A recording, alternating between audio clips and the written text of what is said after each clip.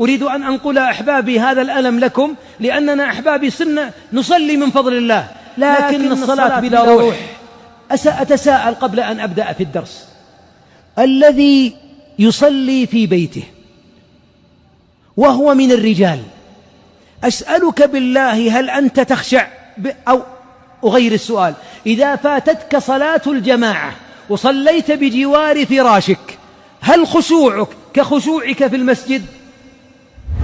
أنا أتحدى واحد يقول نعم، وأتحدى بعضهم أن يصلي النافلة وتلقاه الله سمعنا، وتلاحظون بعضنا متقاول مع قل هو الله أحد الله الصمد، حافظها قل هو الله أحد ثلث القرآن، هذه السورة العظيمة إنها صفة الرحمن حبها يدخل الجنان، لكن ترى بعضنا يقراها ما هو بالذلك من قريب، لأنه ما يبي يطول، وأقرب شيء إن أعطيناك الكوثر قل هو الله أحد، جزاك الله خير، الله يعطيك الكوثر بعد أنت الخير الكثير يعني العميم. لكن هل أنت تسأله الصمد الله الصمد، إيش معنى الصمد؟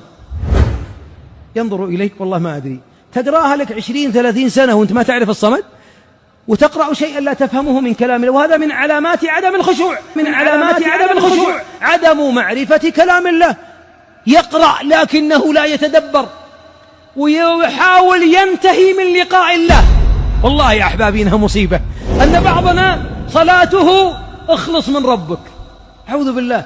الرسول يقول أرحنا بها، وبعضهم يقول ريحنا منها. واحد في البر يقول للناس يا الربع بسرعة نصلي، خلينا نصلي بسرعة. قالوا يا أخي صلاة العشاء التأخير، قال لا يا أخي أنا حاقن، ما يبي يتوضأ، يبغى ينقض وضوءه، ولا يبغى يصلي صلاة سفري ترانزيت بسرعة، ولا يريد أن ينقض وضوءه. يا قليل الحياء، تقف أمام الله حاقنا، ترفع رجل وتنزل رجل، ما تريد أن تتوضأ، وتقف بلا خشوع. الحاقن ألا يكره صلاته؟ والحاقب الذي يدافع الغائط حاقب، ويدافع البول حاقن، والذي يحضره الطعام يؤخر الجماعة لما؟ لذا كان يشتهي الطعام حتى لا يصلي وفي قلبه شيء يدافعه، لا حب الطعام ولا إخراج الطعام ولا إخراج البولة أكرمكم الله، كل ذلك حرصا على قلبك إذا وقفت بين يدي ربك ألا يتشتت، حتى تكون صلاتك صلاة الخاشعين.